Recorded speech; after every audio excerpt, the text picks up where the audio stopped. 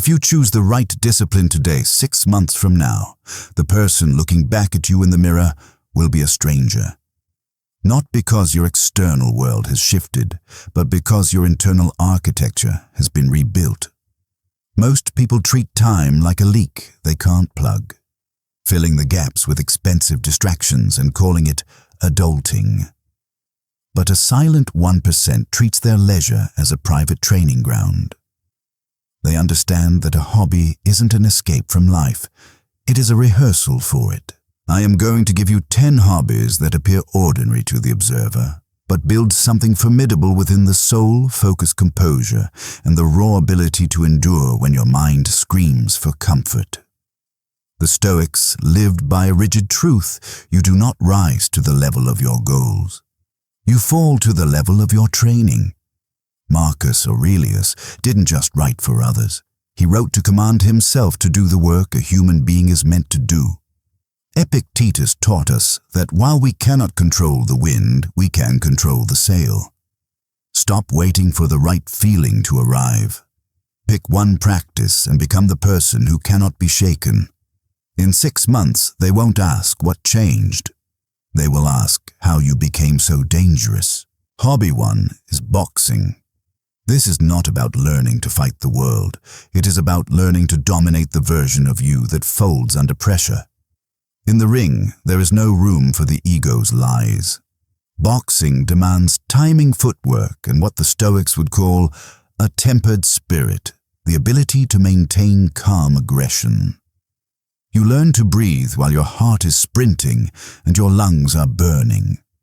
You discover that fear is a loud neighbor, but it isn't the landlord. It doesn't have to run the house. Every round reinforces a singular truth: your doubts are merely ghosts that vanish the moment you move forward. Hobby 2 is weightlifting. This is not a pursuit of aesthetics, but a pursuit of authority over your own impulses.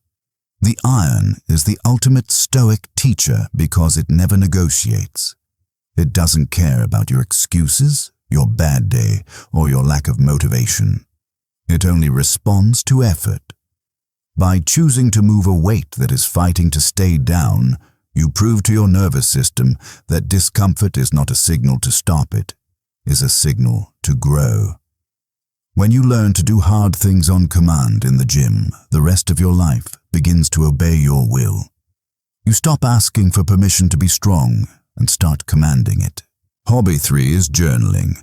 This is not a diary of feelings, it is a tactical debriefing of your soul. Writing your thoughts onto paper forces an aggressive honesty that the mind tries to avoid. It cuts through the mental fog, organizes the internal chaos, and exposes the self-sabotaging patterns you've been repeating for a decade. Seneca famously examined his entire day every evening, putting his actions on trial before the judge of his own conscience. When you journal, you become that judge. You create a mirror that refuses to flatter you and refuses to lie. It turns your life from a series of random accidents into a deliberate experiment in character. Hobby 4 is reading. One book can save you a decade of failure because it allows you to borrow a master's scars without feeling the pain yourself. But the Stoics believed wisdom is a form of training, not a collection of trivia. You aren't reading for entertainment, you are reading for fuel. Read philosophy to build resilience, biographies to gain perspective on suffering, and psychology to understand the mechanics of your own shadow. When you read with intent, you are essentially downloading the operating systems of history's most resilient minds. It is the cheapest and fastest way to ensure you never have to start from zero. Hobby 5 is calisthenics, the raw art of mastering your own vessel. With nothing but your body and a bar, you face the objective reality of gravity. There are no shortcuts or expensive machines to hide behind. It is just you versus your own resistance. This practice is deeply humbling because physics does not care about your ego. It exposes your weaknesses, instantly teaching you that limits are not permanent walls to be accepted, but benchmarks to be systematically dismantled. By conquering your own weight, prove to your subconscious that you are the only tool required to thrive in any environment. Hobby 6 is chess, a silent battlefield that rewards surgical clarity and punishes emotional impulse. It is a masterclass in Stoic mindfulness. Chess forces you to sit with discomfort, to calculate your path under pressure, and to understand the necessity of sacrifice, giving up a minor piece to secure the ultimate victory. This strategic patience translates directly to your wealth, your career, and your relationships. In a world of people who react instinctively to every provocation, the chess player learns to respond with cold, calculated intent. You learn that the loudest move is rarely the strongest. Hobby 7: Communication. This is the awkward discipline most people dodge because it exposes their internal fragility. Mastering your voice is about building an invisible architecture of presence. It's not about being the loudest person in the room. It's about being the most coherent. You learn to hold eye contact as a form of Stoic stability, to structure your thoughts with surgical precision, and to set boundaries without the cowardice of an apology. This is where your inner work meets the world. When you speak with clarity and directness, you cease to be a passenger in your own life and become the architect of your social reality. Hobby 8: Content creation. Do not mistake this for a pursuit of vanity. This is a pursuit of leverage and cognitive clarity. When you create, you are forced to process your ideas until they are sharp enough to cut through the noise. It is the modern way to practice the Stoic discipline of logos, rational, structured expression. You are building proof of work that serves as a digital ambassador for your character while you sleep. Even if only 10 people see your work. At first, the act of producing value on demand transforms your identity from a consumer into a creator. In an age of mindless scrolls, the person who produces is the one who leads. Hobby 9: Mastering a high-income skill. Whether it is copywriting, sales, or technical architecture, developing a skill that scales is a modern form of Stoic self-reliance. Most people wait for permission, a title, or a lucky break to feel secure.